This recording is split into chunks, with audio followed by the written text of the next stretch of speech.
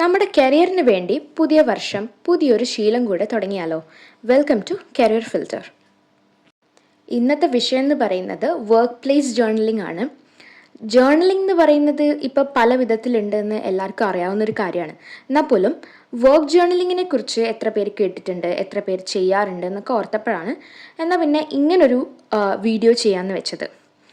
ഈ ജേർണലിംഗ് എന്ന് പറയുന്നത് നമ്മുടെ ഫീലിങ്സ്, തോട്ട്സ് ഒക്കെ എഴുതി വെക്കുന്ന ഒരു ശീലം അഥവാ ഒരു പ്രാക്ടീസാണ്. പൊതുവെ ജേർണലിംഗ് ചെയ്യുമ്പോൾ ഉള്ള ഒരു ബെനിഫിറ്റ് എന്ന് പറയുന്നത് സെൽഫ് അവെയർനെസ് ആണ്. അതായത് നിങ്ങൾ നിങ്ങളെ തന്നെ അറിയുന്നു. ഇതുവഴി ഇമോഷൻസ് റെഗുലേറ്റ് ചെയ്യാനും സ്ട്രെസ് കുറയ്ക്കാനും കോൺഫിഡൻസ് കൂട്ടാനും മൊത്തത്തിലൊരു ക്ലാരിറ്റി വരാനും ഒക്കെ ഹെൽപ്പ് ചെയ്യും. അപ്പോൾ ഒരു വർക്ക് ജേർണൽ എന്ന് പറയുന്നത് എങ്ങനെയായിരിക്കും നമ്മളെ ഹെൽപ്പ് ചെയ്യുക? വർക്ക് പ്ലേസിൽ നിങ്ങളുടെ ഒരു ബെറ്റർ വേർഷനിലേക്ക് നിങ്ങളെ മാറ്റാൻ ഈ വർക്ക് ജേർണലിംഗ് എന്ന് പറയുന്ന ഒരു പ്രാക്ടീസ് സഹായിക്കും. നിങ്ങളുടെ ഗോൾസ് നേടിയെടുക്കാനുള്ള ഫോക്കസ്, ജോലിയുടെ സ്ട്രെസ്സ് കുറയ്ക്കാൻ, പ്രൊഡക്ടിവിറ്റി കൂട്ടാൻ, ഗ്രാജ്വലി നിങ്ങളെ കുറച്ചുകൂടെ പ്രൊഫഷണൽ ആക്കാൻ ഇതുവഴി സാധിക്കും.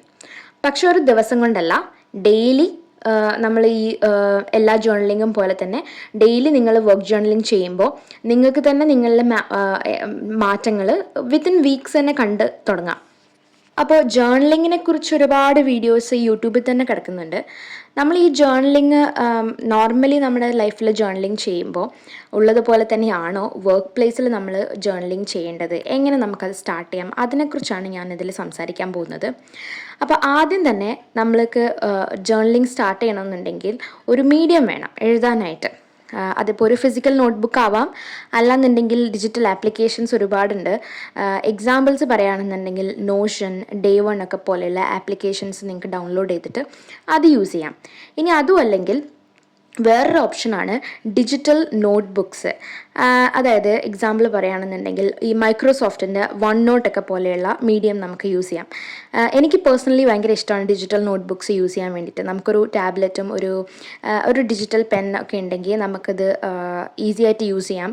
ഒന്നാമത്തെ ബെനിഫിറ്റ് എന്ന് പറയുന്നത് സ്റ്റോർ ചെയ്ത് അല്ലെങ്കിൽ എടുത്ത് വെക്കാൻ എളുപ്പമാണ്.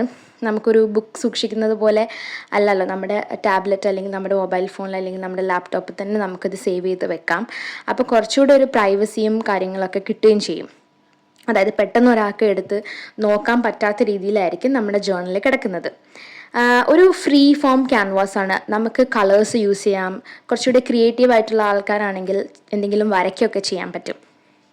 ഇനി ഇതൊന്നും അല്ലെങ്കിൽ നമുക്ക് നമ്മുടെ ഫോണിലുള്ള ബേസിക് ആയിട്ടുള്ള നോട്ട് പാഡും യൂസ് ചെയ്യാൻ പറ്റും. ഇനീഷ്യലി നമുക്ക് ജേർണലിംഗ് സ്റ്റാർട്ട് ചെയ്യാൻ വേണ്ടി നമ്മുടെ നോട്ട്സിൽ തന്നെ എഴുതി വെക്കാം.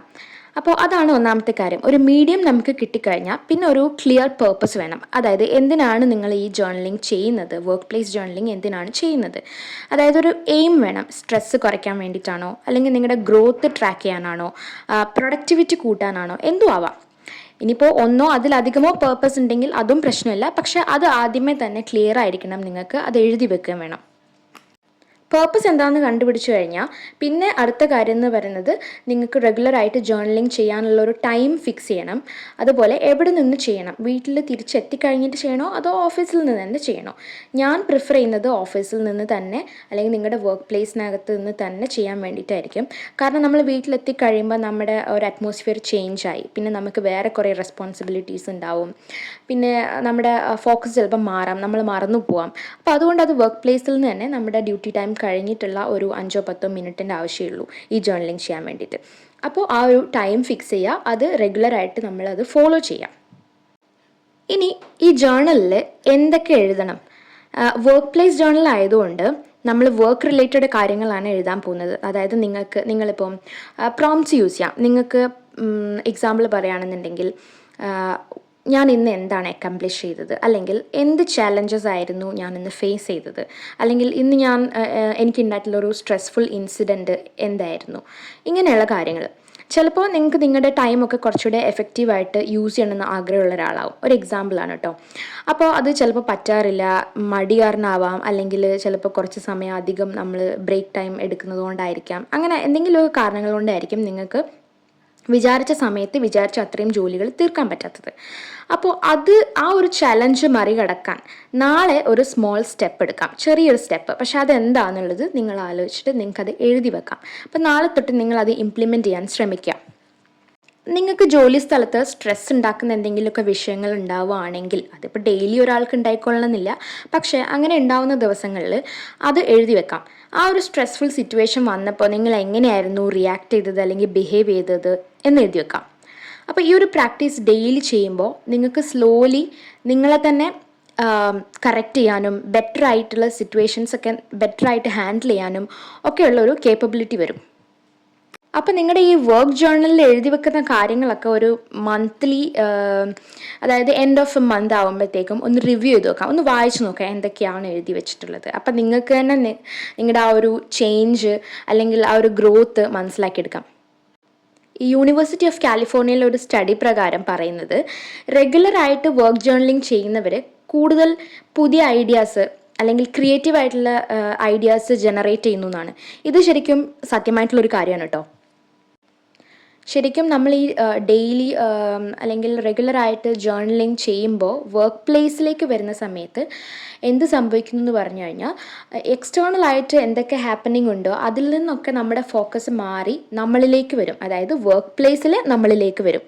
അതായത് നമ്മൾ എന്ത് ജോലിയാണ് ചെയ്യുന്നത് അതിൻ്റെ കാര്യങ്ങളിലേക്കായിരിക്കും ഫോക്കസ് വരുന്നത്. അപ്പോൾ അതിനെ എങ്ങനെ ഇമ്പ്രൂവ് ചെയ്യാം, അതിന് വേണ്ടിയിട്ട് നിങ്ങളെ എങ്ങനെ ഇമ്പ്രൂവ് ചെയ്യാം, ഇങ്ങനെയുള്ള കാര്യങ്ങളായിരിക്കും നിങ്ങൾക്ക് കൂടുതൽ ഒരു ചേഞ്ച് ആയിട്ട് കാണാൻ പറ്റുന്നത്.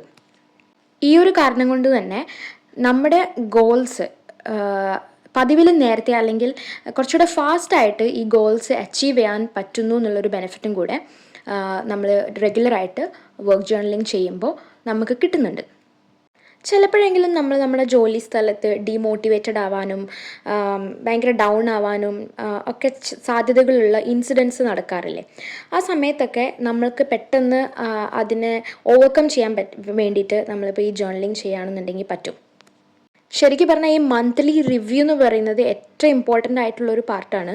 കാരണം അത് സ്കിപ്പ് ചെയ്യാൻ പാടില്ല. നമ്മൾ ഈ റിവ്യൂ ചെയ്യുന്നത് എന്തിനാണെന്ന് വെച്ചിട്ടുണ്ടെങ്കിൽ നമുക്ക് തന്നെ വായിച്ച് നമ്മളെ തന്നെ ആ ഒരു അവയർനെസ്സിന് വേണ്ടിയിട്ടാണ്.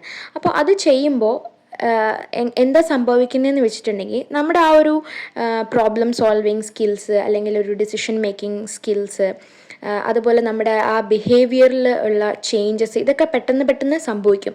അതിന് വേണ്ടിയിട്ടാണ് ഈ മന്ത്ലി റിവ്യൂ ചെയ്യാൻ വേണ്ടിയിട്ട് പറയുന്നത്. നമ്മുടെ ഈ ചാനലിൽ കൂടുതലും ഈ കരിയർ റിലേറ്റഡ് കാര്യങ്ങൾ തന്നെ സംസാരിക്കുന്നതുകൊണ്ട് 2026, അതായത് പുതിയൊരു വർഷത്തിലേക്ക് വേണ്ടി നമുക്ക് എന്ത് ചെയ്യാൻ പറ്റും കരിയറിന് വേണ്ടിയിട്ട് എന്നിങ്ങനെ ആലോചിച്ചപ്പോഴാണ് ഇതൊരു ബെസ്റ്റ് ഐഡിയ ആയിരിക്കും എല്ലാവരുടെ ലൈഫിലും ഇംപ്ലിമെൻറ്റ് ചെയ്യാൻ പറ്റും. കാരണം നമ്മുടെ പേഴ്സണൽ ലൈഫിനെ നമ്മൾ എത്രത്തോളം സ്നേഹിക്കുന്നുണ്ടോ അതുപോലെ തന്നെ ഇമ്പോർട്ടൻ്റ് ആണ് കരിയറിനെ സ്നേഹിക്കുന്നവർക്ക് അവരുടെ പ്രൊഫഷണൽ ലൈഫ്. അതുകൊണ്ട് പുതിയ വർഷം പുതിയൊരു ശീലം നിങ്ങളുടെ പ്രൊഫഷണൽ ലൈഫിലും വരട്ടെ. കരിയറിനെ ഇഷ്ടപ്പെടുന്നവർക്ക് വേണ്ടി വിത്ത് ലവ്, കരിയർ ഫിൽറ്റർ.